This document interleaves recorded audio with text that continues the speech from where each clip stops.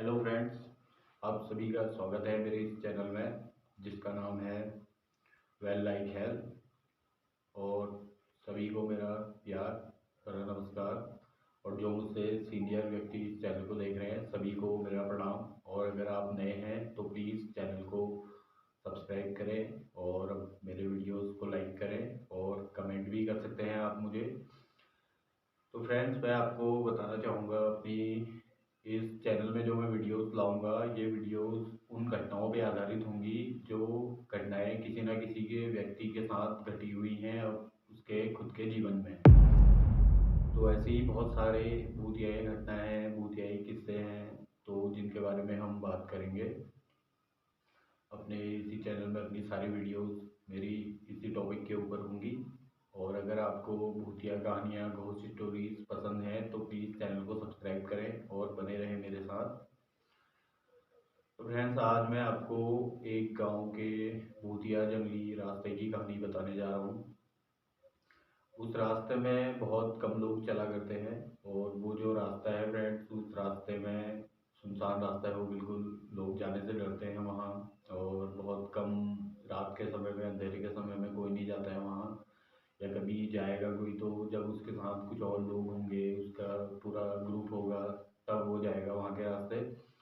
मतलब अकेला बंदा उस रास्ते पे जाने की कोई हिम्मत नहीं कर सकता। इतना जंगली रास्ता है, जंगल का रास्ता है और बहुत सारी भूतिया घटनाएं वहाँ उस रास्ते पे होती रहती है।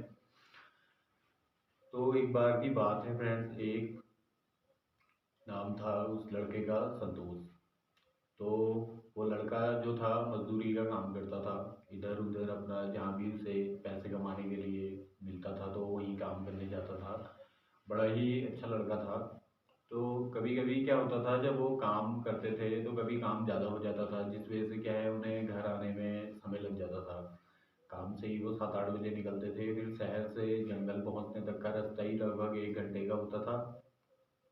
और उसके बाद जब वो शहर से जंगल में पहुंचा, उसके बाद फिर आधे 1 घंटे का रास्ता लगभग जंगल का भी था। तो संतोष भाई का ऐसा हुआ, जब वो काम से निकले 8-8:30 बजे के समय में उनकी छुट्टी हुई और वो वहाँ से सीधे अपना घर की ओर आ गए। अपना कुछ सामान वामान जो लेना था उनने सामान वामान खरीदा, अपने बैग में रखा, रोज की तरह एक बैग हुआ पीठ में, और घर को सीधे रास्ता लग गया। उसने कहा चलो घर को चल देते हैं। तो घर को आया, तो जब वो जंगल में पहुंचा, जंगल के कुछ अंदर गया, तो जो संतोष भाई थे वो थोड़ा बीड़ी फूकने के शौकीन भी थे। तो उनने अपने लिए एक बीड़ी जलाई और अपना चलते रहे रास्ते में, गाना वाना बजाया एक फ़ोन में। तो फ्रेंड्स, जब वो कुछ आगे पहुंचा, कुछ आगे पहुंचने के बाद उसे आवाज़ आई, जरा इधर आइए। अब वो एकदम से हक्का बक्का हो गया, चौंक गया वो। उसने कहा क्या हो गया, ये कौन है आवाज़ लगाने वाला। उसने बीड़ी वीड़ी फेंकी, अपनी फ़ोन बंद किया, गाना लगाया था जो। तो उसके बाद फ्रेंड्स वो, उसने देखा चारों तरफ, उसे कोई नहीं दिखा। उसने कहा चलो कोई नहीं, क्या पता वहम होगा मेरा। फिर वो आगे बढ़ने लग गया रास्ते में। तो जैसे जैसे वो रास्ते में आगे जाता रहा, थोड़ा आगे गया, उसे फिर वही आवाज़ दोबारा से सुनाई दी। उसने कहा ये क्या हो गया। फिर से वो उसमें अब आया आया, रास्ते में चलते चलते उस दिन तो वो जैसे तैसे अपने घर पहुंच गए। फिर अगला दिन आया। अगला दिन तो वो टाइम से आ गया था वापस घर। लेकिन उस दिन उसको जब रात में उसने खाना वाना खाया, अपना खाना वाना खाने के बाद जब वो सोने के लिए चले गया बिस्तर में, तो उसे सपने में फिर वही आवाज़ आई और वो रात को चिल्लाता हुआ बिल्कुल उठ गया अपने बिस्तर से। तो जैसे ही वो बिस्तर से उठा तो उसने देखा मैं बिस्तर में हूँ और रात का समय है और आसपास कोई नहीं, कमरे में मैं अकेला हूँ। लेकिन फिर उसे वही औरत की आवाज़ दोबारा से सुनाई दी। वो दिन बीता। फिर अगले दिन वो अपना काम में गया और उस दिन वो हल्के हल्के अंधेरे में वापस पहुंचा। तो उस समय अंधेरा ज़्यादा नहीं था। घर पहुंचा तो उसके बाद, घर पहुंचने के बाद उसका क्या हुआ, एक सामान उसको जो लाना था, बहुत ज़रूरी सामान था वो उसका, कुछ सामान था जो भी होगा उसका अपना पर्सनल सामान, अब इस बारे में मुझे भी इतनी जानकारी नहीं है। तो जो भी सामान था उसने कहा यार ये तो छूट गया है, अब ऐसा करता हूँ इसको ले आता हूँ, मैं फिर से चले जाता हूँ। तो फिर से वापस आया उसी जंगल के रास्ते से। उसी जंगल के रास्ते से वो आता गया आता गया। और जैसे ही वो वहाँ दुकान में पहुँचा, उसने अपने लिए जो सामान था क्योंकि दुकान गाँव बहुत नीचे है तो रास्ता सीधी सी बात है भैया जंगल से ही होगा और कहीं आने जाने का कोई रास्ता नहीं है। तो वहीं से जंगल के रास्ते से वापस आना था अपना सामान लेने के बाद। अब उसने सामान वामान लिया और निकला सीधे जंगल में वापस आने लगा। तो उस दिन जब वो जंगल में वापस आया, आते आते रोज की तरह उसका वही था, उसने फ़ोन में गाना बजाया और अपना एक वीडियो भी चलाई, अपना चलता रहा रास्ते में। चलते चलते आगे अचानक से एक जगह रास्ते में एक मोड़ है, जंगल के बीचों बीच में है वो मोड़। तो उस मोड़ के वहाँ जब वो पहुँचा, मोड़ से मुड़ रहा था, उसको ऐसा लगा रास्ता क्रॉस करा है एक औरत ने। और वो औरत सफ़ेद साड़ियाँ पहने हुई थी और बाल उसके बिल्कुल बिखरे हुए थे। साड़ी सर में नहीं डाली होगी उसने, इस वजह से उसके बिखरे बाल उसे साफ दिखे थे। और सफ़ेद साड़ी में औरत रास्ता क्रॉस करके गुजरती हुई जंगल की ओर जाती हुई दिखी। अब उसने कहा ये कौन है। अब लड़का था वो भी, उसने कहा क्या पता हो कोई जंगल में इधर उधर भटक रहा हो। तो वो उस समय डरा नहीं, क्योंकि अब वो जब दोबारा सामान लेने गया था तो वहाँ थोड़ा पार्टी वार्टी करी होगी उसने, कुछ साथी मिल गए होंगे उसके वहाँ से। थोड़ा नशे में भी था, थोड़ा एक आध क्वार्टर लगा भी रखा था। तो उसने कहा चलो जो भी है अब देखते हैं, क्या पता मदद की ज़रूरत हो इसे। तो उसके पीछे पीछे वो भी जाने लग गया। अब वो उसके पीछे जाता रहा, वो उसे आगे आगे जाते रही और वो पीछे से आवाज़ लगाता रहा, अरे सुनो कुछ काम है, तुम ऐसे जंगल में क्यों परेशान हो, क्या मैं तुम्हारी कुछ मदद कर सकता हूँ। तो फ्रेंड्स ऐसे वो उससे मतलब बात करने की कोशिश करने लगा और वो आगे आगे जाई जा रही थी और वो उसके पीछे पीछे जाया जा रहा था। कुछ दूर चलते चलते वो ऐसे ही चलते चलते वो कुछ बोली नहीं और जाते रही, वो तेज तेज चलती रही, वो उसके पीछे पीछे चलता रहा। और ऐसे चलते चलते वो फिर काफ़ी दूर पहुंच गए थे, बहुत ज़्यादा दूर पहुंच गए थे, बीच घने जंगल के बीचों बीच में थे दोनों। आगे आगे वो औरत जा रही है, पीछे पीछे संतोष भाई उसके जा रहे हैं हमारे पीछे पीछे उसके। तो ऐसे जब जाते रहे तो एकदम से अचानक से बीच जंगल में वो औरत वहाँ से गायब हो गई। अब औरत गायब हो गई, संतोष भाई ने कहा इधर उधर ही होगी। अब उनने तो सोचा कैसे गायब हो जाएगी ये भैया। तो उनने ढूंढा इधर उधर जंगल में अपना फ्लैश लाइट जला के, जैसे अभी तक से आ रहा था वो वैसे ही ढूंढता रहा और उसने बहुत सारी आवाज़ें भी लगाई उसे। तो उसका कोई पता नहीं चला। तो उसके बाद वो घर आया वापस। और उस दिन तो वो नशे में धुत था, उस दिन क्या होता उसका कोई दिक्कत नहीं, उसे खुद ही नहीं पता है मैं क्या हूँ, क्या हो रहा है मेरे साथ।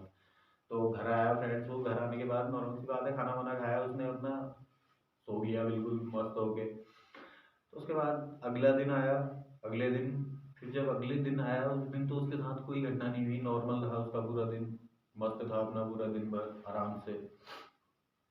फिर ऐसा हुआ दिन के बाद जब शाम हुई, रात हुई, खाना वाना खाया, अपने बिस्तर में गया सोने के लिए, सो गया। तो उसको जब नींद आने लगी ना, तो उसने एक चादर ढका था जो अपने ऊपर, उसे ऐसा महसूस हो रहा था कि ये चादर इतना बड़ा, इतना बड़ा, इतना मोटा हो गया है, इतना हैवी, इतना भारी हो गया है कि मैं बिल्कुल दब रहा हूँ इसके अंदर। इस चादर से मैं दब जा रहा हूँ पूरा, मैं मरने को तैयार हूँ, मेरा दम घुट रहा है। इतनी भयंकर उसे फीलिंग आने लगी। फिर उसने सोचा कि मैं ये चादर को अब क्या करता हूँ, हटा के फेंक देता हूँ। लेकिन शरीर उसका वो जैसे लेटा था लेटा ही था, दिमाग उसका काम कर रहा था फ्रेंड्स, मगर उसका शरीर बिल्कुल काम करने को राजी नहीं था। आप सोच सकते हो, आप बिस्तर में लेटे हो और आपको लग रहा है आपके ऊपर जो चादर है वो आपको बिल्कुल दबा रही है, ऐसे दबा रही है कि आपका दम घुट रहा है, आप मरने को बिल्कुल तैयार हो गए हो उस चादर से। और जबकि वो एक चादर ही है और आप सोच रहे हो मैं इसे हटा दूँ, लेकिन आपके हाथ पैर काम नहीं कर रहे हैं और आपका माइंड काम कर रहा है, आपको बस पता है कि मुझे इसे हटाना है लेकिन आपके हाथ नहीं हिल रहे हैं। और आप सोच रहे हो मैं चिल्ला जाऊँ जोर से, बहुत जोर से चिल्ला जाऊँ, मैं इतनी जोर से चिल्ला जाऊँ कि मेरे घर वाले आ जाए मुझे बचाने के लिए। लेकिन फ्रेंड्स आपका मुंह नहीं खुल रहा है और आप चाह रहे हो, गले से ऊपर आपकी आवाज़ नहीं आ रही है। ऐसी ज़बरदस्त पैरानॉर्मल एक्टिविटी, मूवमेंट, कुछ भी कह सकते हो आप इसको, मतलब ये वो पल हैं जिस पल में आदमी सिर्फ दिमाग काम करता है और बाकी शरीर काम नहीं करता। और महसूस जो इस पल में आदमी करता है फ्रेंड्स, उसकी तो कोई बात ही नहीं कर सकता। वो जो जिसने महसूस किया है सिर्फ वही बंदा उसे रियलाइज़ कर सकता है। रियलिटी यही है दोस्तों। बाकी हो सकता है कितनों को ऐसा लग रहा होगा ये तो ऐसे ही फेंक रहा है, चलो होता है, ऐसा नहीं है, मैं भी बहुत सारे वीडियोस देखता हूँ, मुझे भी ऐसा लगता है, लेकिन ये रियलिटी है। जो जो फील करता है फ्रेंड्स वो जानता है। तो मैं तो प्रार्थना करूँगा भगवान से कि कभी किसी के साथ ऐसा गलत ना हो। लेकिन जिनके साथ हुआ है उन्होंने अपनी किस्से कहानियाँ हमारे साथ शेयर की हैं और हमें बहुत से लोगों ने बताया है।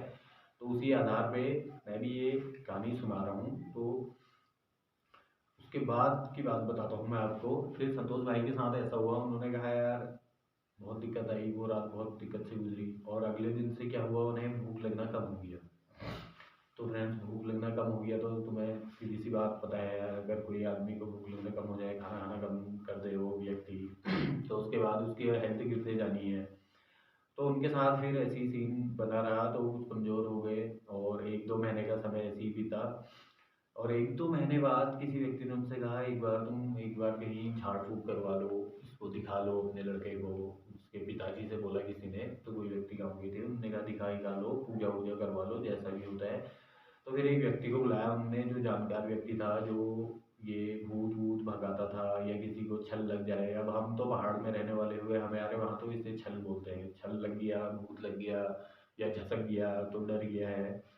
तो ऐसी बातें रहती है फ्रेंड्स। और मैं बात बताता हूँ आपको कि संतोष के लिए उन्होंने क्या करा, एक डंगरी का इंतजाम किया। डंगरी वो लोग होते हैं जो लोग झाड़ फूँक करते हैं और ये चादर वागर लगाते हैं, ये काम होता है इनका। तो जब डंगरी आए फिर उसको देखने के लिए, उनने उसे विभूति विभूति लगाई। तो एक दिन तो ठीक नॉर्मल हो गया वो। फिर उसके बाद उसका कुछ दिन बाद ऐसा हो गया कि वो अपने घर में रात को चिल्लाने लगा और जोर जोर से चिल्लाने लगा, बचाओ मुझे बचाओ। और उसको हर जगह कमरे में ऐसा लगता था कोई औरत घूम रही है, अभी वो इस दीवार से इस दीवार को चलेगी और दीवार के अंदर जाके गायब हो गई। वो अपने घर वालों को भी यही बोलता था कि अभी थी वो यहाँ, यहाँ से आई, वो यहाँ को चलेगी। अब उसके घर वाले भी परेशान हो गए, तो काफ़ी परेशान था वो। उसके बाद वो डंगरी को उन्होंने फिर से बुलाया। डंगरी ने उसका विभूति विभूति लगाई, उसे झाड़ फूँक किया उसके साथ। और उसके बाद उसको लेकर वो एक बार और गए जंगल में। जंगल में जब डंगरी उसके साथ गए, 2-3 लोग वो भी थे और एक वो था।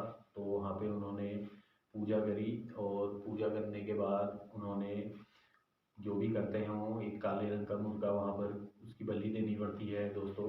ऐसे किस केस में, जब जब डंगरी आते हैं तो डंगरी जब उस समय अपने मंत्र वंत्र फूकते हैं, तो उस समय क्या होता है, जो डंगरी होते हैं जो मंत्र वंत्र फूकते हैं, उनके शरीर में तो भगवान आते हैं, लेकिन जो व्यक्ति पीड़ित है उससे, भूत प्रेत से, जिस व्यक्ति को, जैसे कि इस कहानी में संतोष भाई हमारे भूत से पीड़ित हैं, तो संतोष भाई के शरीर में जो आत्मा आएगी वो उसकी होगी जो उसे तंग कर रही है।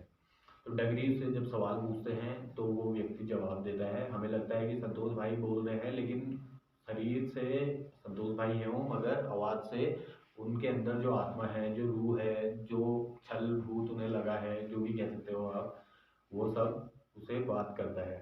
तो डंगरी ने जब बात हाथ करी उनसे तो उनको शांत किया। उसके बाद उस जंगल में वो उन्होंने एक मुर्गा काटा, मुर्गी की वहाँ पर बलि दी और उस मुर्गे को वहाँ पर जलाया उन्होंने, और बाकी जो भी उनकी विधि होती है वो सब पूरी करी। और उसके कुछ दिन बाद धीरे धीरे उनके शरीर में सुधार आना शुरू हुआ और फिर उनके पास से जो भूत था उन्हें छोड़कर चला गया। डंगरियों को बुलाया, उनने पूजा पाठ कराया, ये सब कराया। तो ये हुआ उनके साथ, संतोष भाई के साथ। तो दोस्तों, ये थी कहानी हमारे संतोष भाई की। तो दोस्तों, इस वीडियो में मैंने आपको जो कहानी बताई वो हमारे एक संतोष भाई की थी। और ये हादसा होने के बाद से वो काफ़ी डरे से सहमे से रहते हैं और तब से ही उनने जंगल के रास्ते आना छोड़ दिया है। और रात के समय में तो वो बिल्कुल उस रास्ते में कभी नहीं आते हैं। तो दोस्तों, मैं भी आप सबसे कहना चाहूँगा कि कभी ऐसे जंगलों में या कोई ऐसी जगह में आप पहुँच जाएँ तो प्लीज़ वहाँ रात में अकेले ना जाएँ। और इधर उधर कोई चीज़ दिखे तो पहले एक बार उसे देख लें अच्छे से कि वो है क्या, और किसी चीज़ का पीछा ना करें। और बाकी फिर बहुत जल्द मिलते हैं आपसे मेरे अगले एपिसोड में। और thanks for watching this video. और अगर आप नए हैं तो फ्रेंड्स, लाइक और सब्सक्राइब जरूर करें। Thanks for watching this.